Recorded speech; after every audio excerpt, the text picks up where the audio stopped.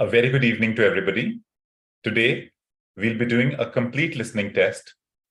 This is the exam that recently came, and it is by the Cambridge.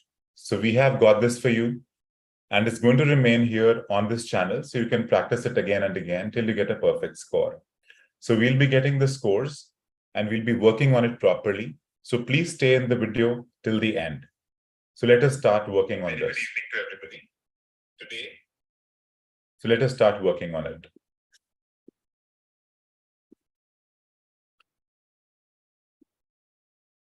We'll be doing part 1 first. Kindly keep your pencils and paper ready so that you do not miss out anything. I'll keep on giving you tips side by side, but the answers will be checked by end of the session.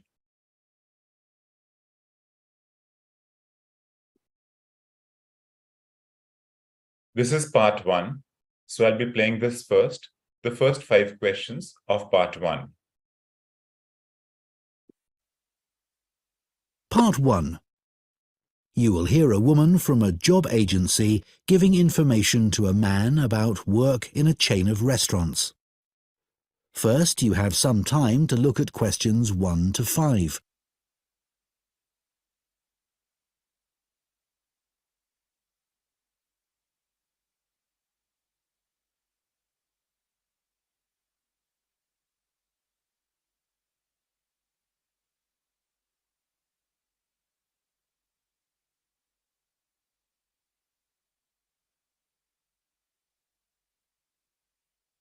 Now listen carefully and answer questions 1 to 5. So I understand you're interested in restaurant work? Yes, I've got a bit of experience and I can provide references. That's good. I can check all that later. Now, Milo's restaurants have some vacancies at the moment. They're a really good company to work for. Lots of benefits. All right. Yes. They've got a very good reputation for looking after staff. For example, all employees get training, even temporary staff. Oh, really? That's quite unusual, isn't it? Certainly is. And do staff get free uniforms too? You just need to wear a white t-shirt and black trousers, it says here. So I guess not. But another benefit of working for a big company like this is that you can get a discount at any of their restaurants. Even at weekends? No, but you'll be working then anyway. Oh, yes, I suppose so. Most of their restaurants are in the city centre, aren't they? So easy to get to by bus? Yes, that's right. But if you have to do a late shift and finish work after midnight, the company will pay for you to get a taxi home. I probably won't need one. I think I'd use my bike. OK. Now, they do have some quite specific requirements for the kind of person they're looking for. Milo's is a young, dynamic company, and they're really keen on creating a strong team. It's really important that you can fit in and get on well with everyone. Yeah, I've got no problem with that. It sounds good, actually. The last place I worked for was quite demanding too. We had to make sure we gave a really high level of service. That's good to hear, because that will be equally important at Milo's. I know they want people who have an eye for detail. That's fine. I'm very used to working in that kind of environment. Perfect. So the only other thing that's required is good communication skills, so you'll need to have a certificate in English. Sure. Before you hear the rest of the conversation, you have some time to look at questions 6 to 10.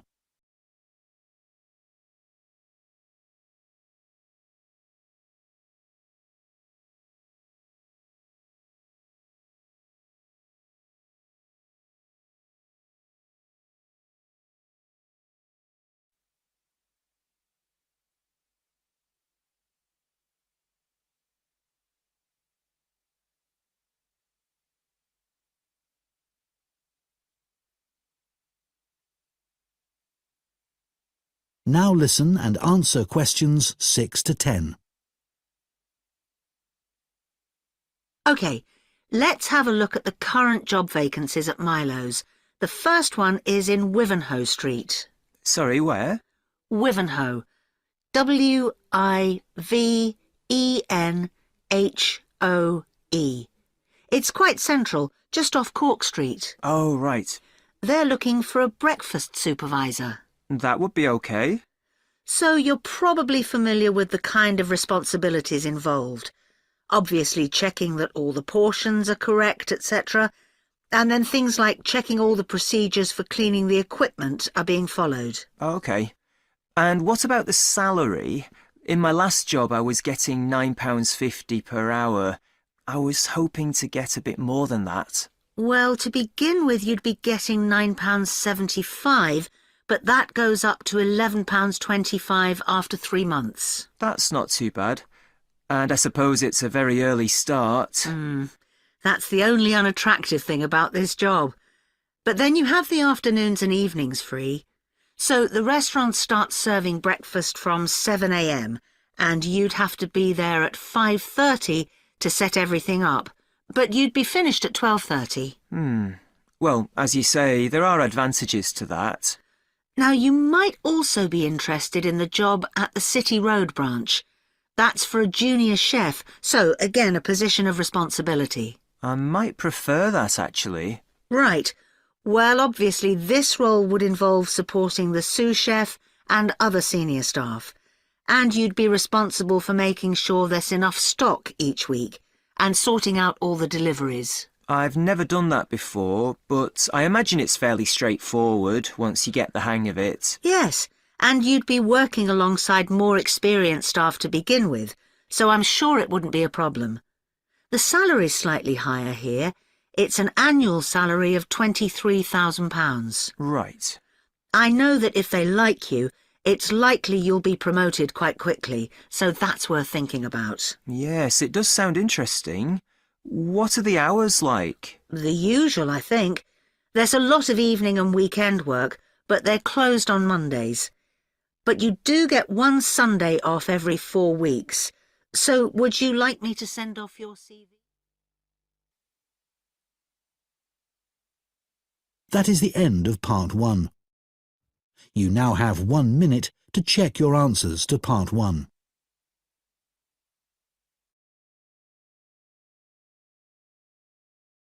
Part 1 is over. Now we're proceeding to part 2.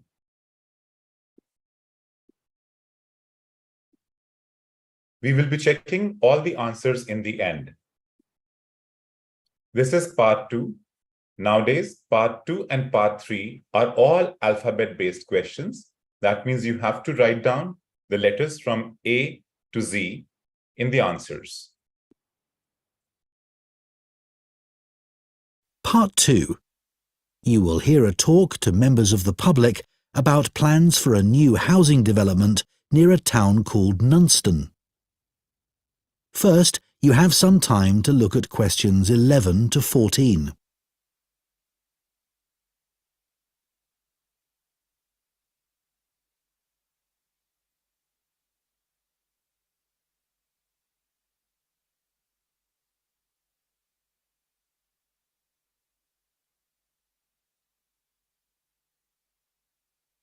Now listen carefully and answer questions 11 to 14. Hello everyone, it's good to see that so many members of the public have shown up for our presentation on the new housing development planned on the outskirts of Nunston. I'm Mark Reynolds and I'm Communications Manager at the development. I'll start by giving you a brief overview of our plans for the development. So, one thing I'm sure you'll want to know is why we've selected this particular site for a housing development. At present, it's being used for farming, like much of the land around Nunston.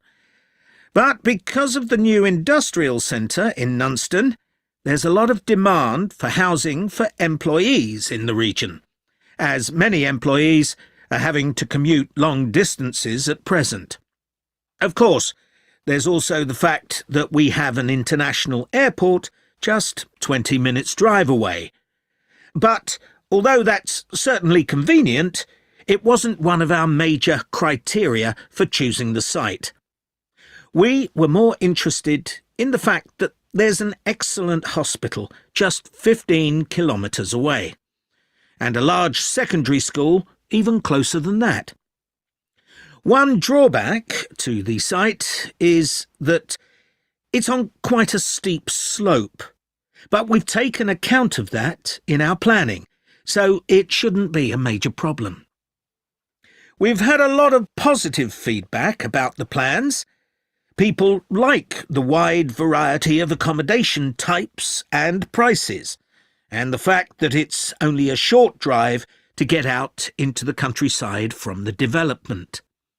We were particularly pleased that so many people liked the designs for the layout of the development, with the majority of people saying it generally made a good impression and blended in well with the natural features of the landscape, with provision made for protecting trees and wildlife on the site. Some people have mentioned that they'd like to see more facilities for cyclists, and we'll look at that, but the overall feedback has been that the design and facilities of the development make it seem a place where people of all ages can live together happily. Before you hear the rest of the talk, you have some time to look at questions 15 to 20.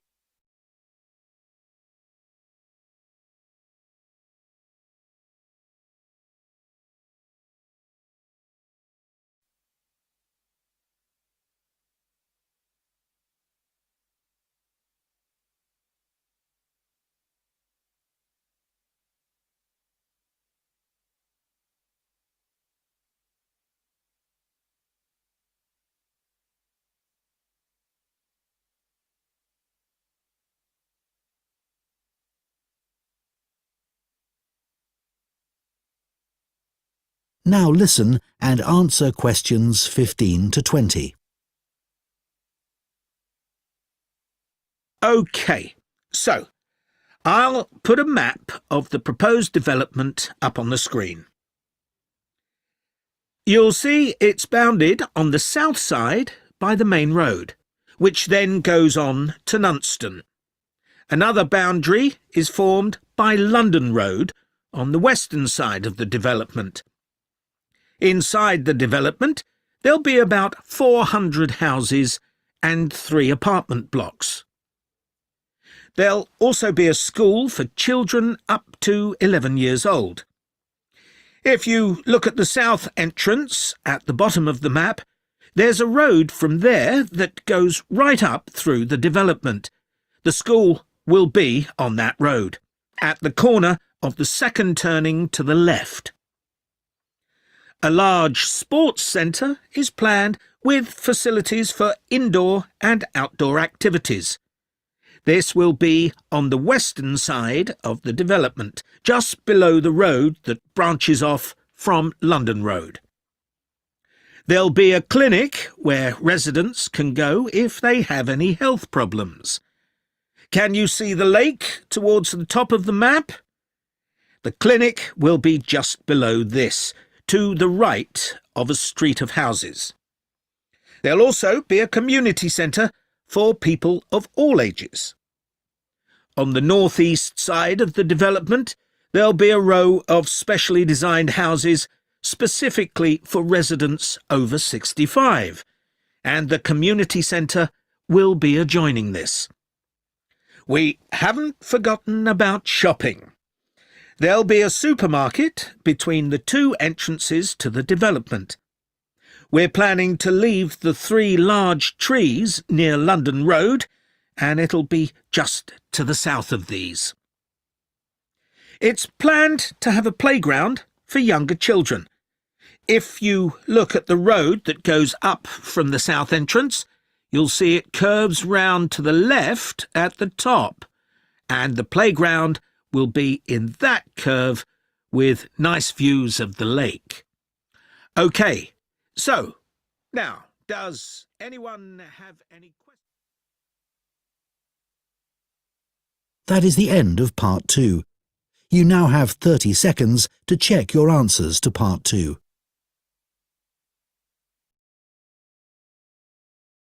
We are finished with Part 2.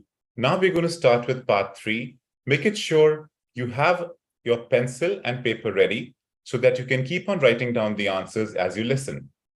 In the end of the section, we will check all the answers together, and then we will find out your band score. Let's proceed to part 3 now. Part 3. Part 3. You will hear two geography students, Adam and Michelle, talking about a volcanic eruption which took place in Iceland in 1783. First, you have some time to look at questions 21 to 26.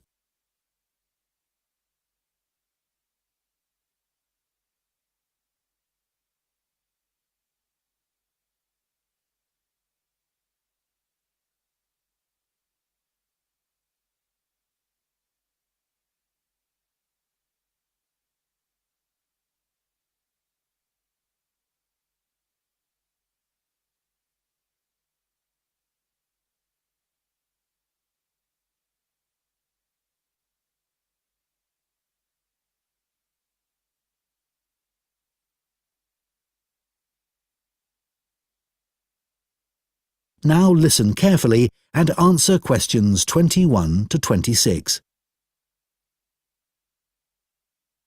So, Michelle, shall we make a start on our presentation? We haven't got that much time left. No, Adam, but at least we've done all the background reading.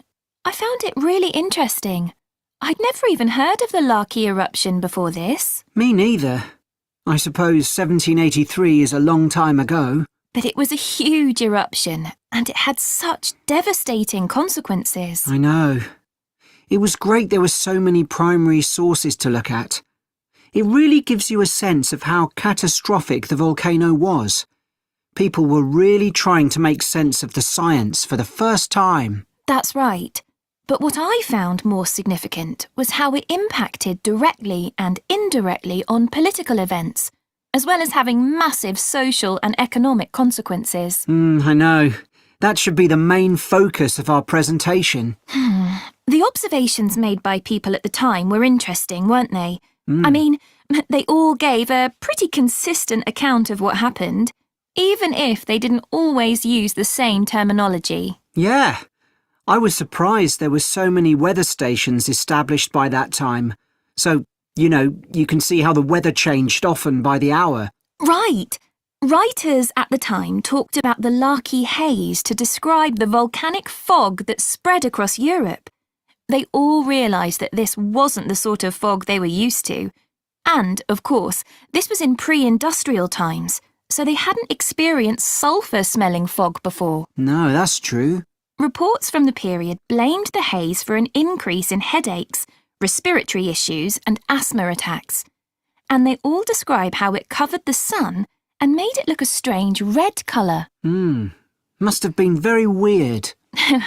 It's interesting that Benjamin Franklin wrote about the haze. Did you read that? He was the American ambassador in Paris at the time. Yeah. At first, no one realised that the haze was caused by the volcanic eruption in Iceland. It was Benjamin Franklin who realised that before anyone else. He's often credited with that, apparently. But a French naturalist beat him to it. I can't remember his name. I'd have to look it up.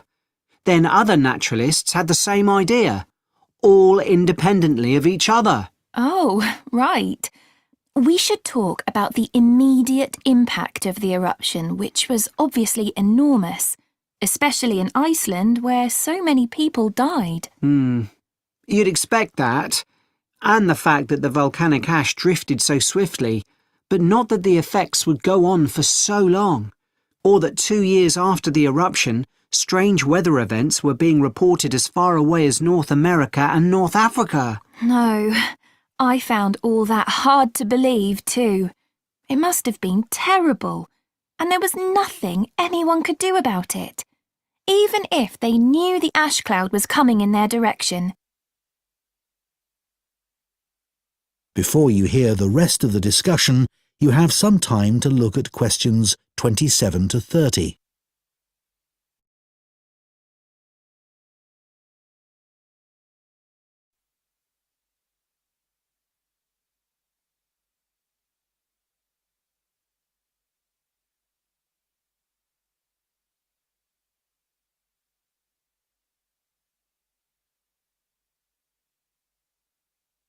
Now listen and answer questions 27 to 30. We should run through some of the terrible consequences of the eruption experienced in different countries. There's quite a varied range.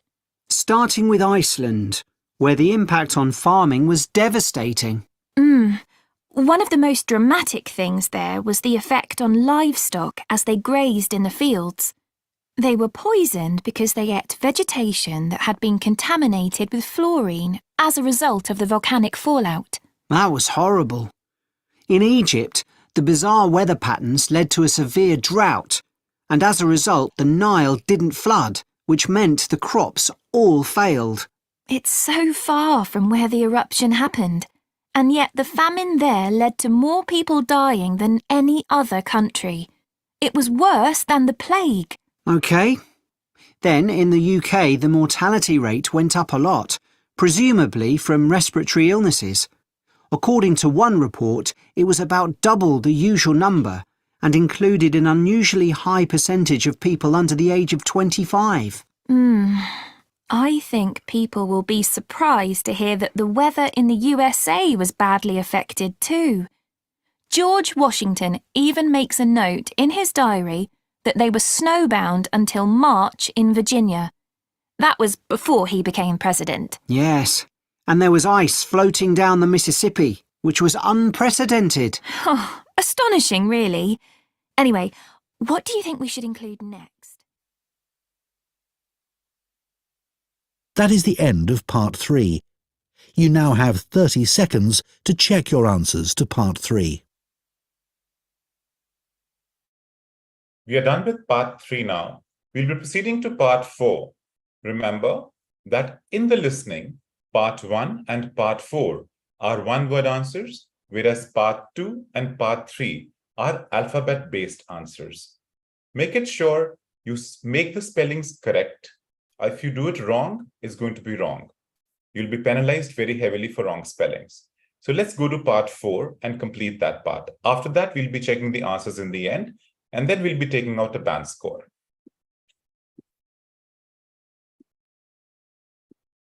Part 4. Part 4. You will hear a student on a fashion design course giving a talk about the history of pockets. First, you have some time to look at questions 31 to 40.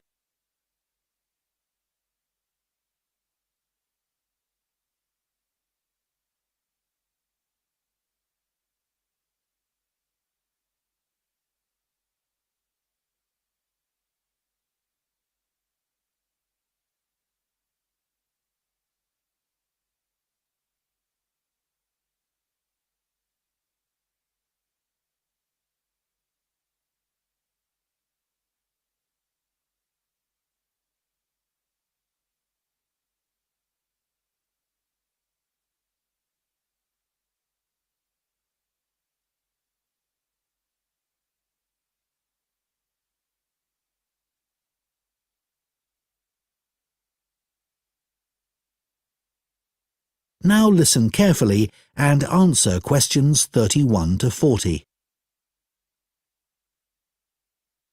Good morning.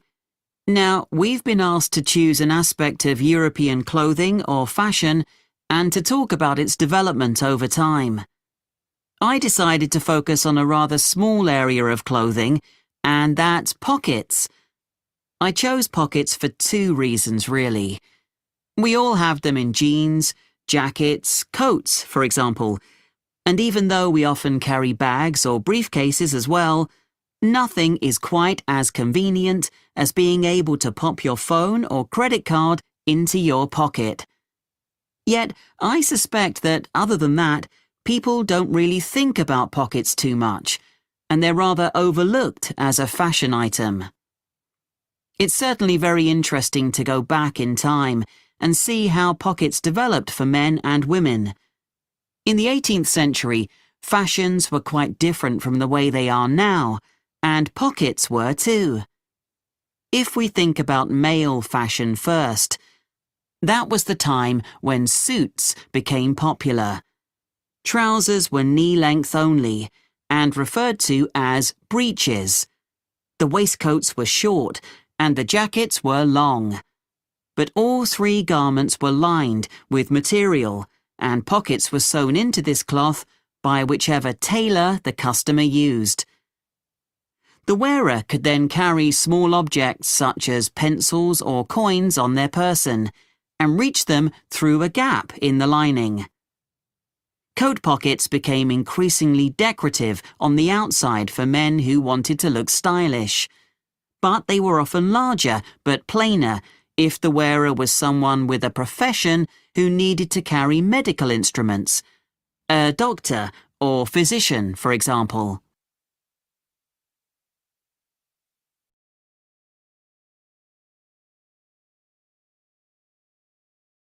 I'll give you some time to go through these questions, 35 to 40.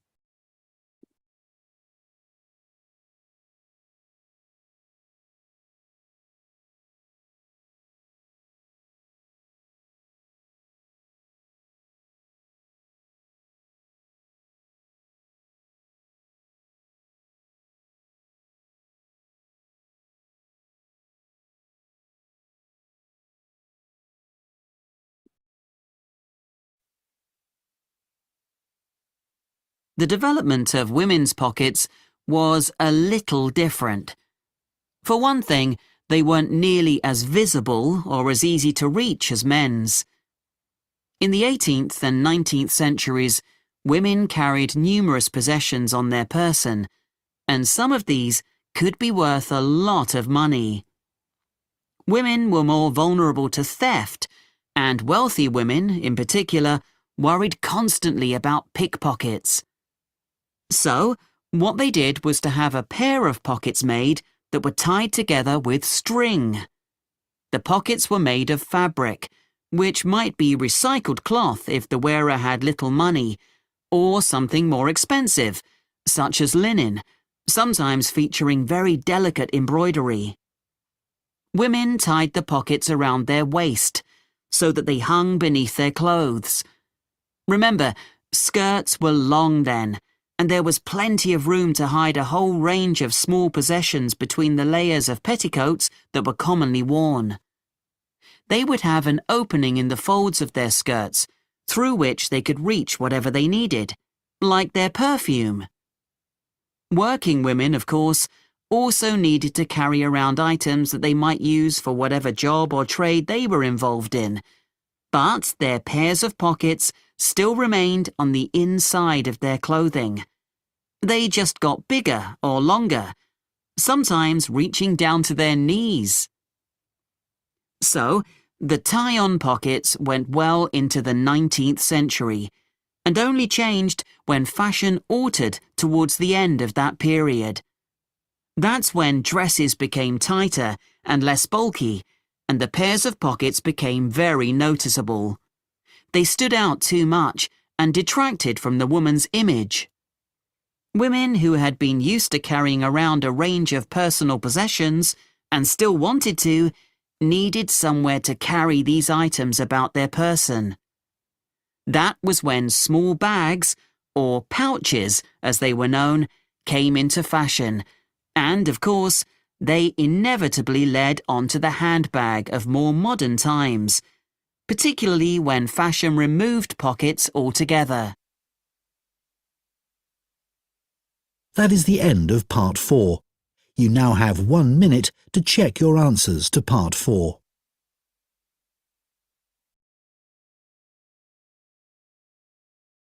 Now, we have come to the end of our listening, so we'll be checking our answers. I'm sure that you must have written the answers in the sequence in which they were spoken, that is 1 to 10, 11 to 20, 21 to 30, and 31 to 40. Let's check our answers now, and then we'll calculate the band score.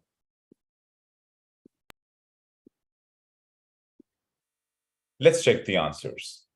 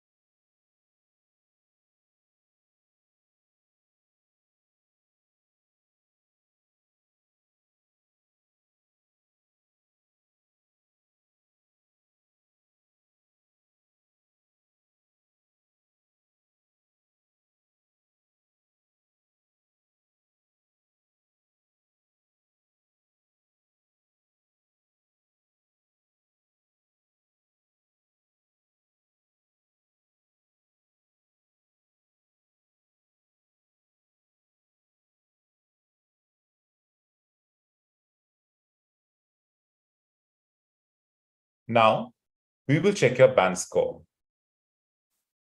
This is the band chart, so check out how many marks you got correct.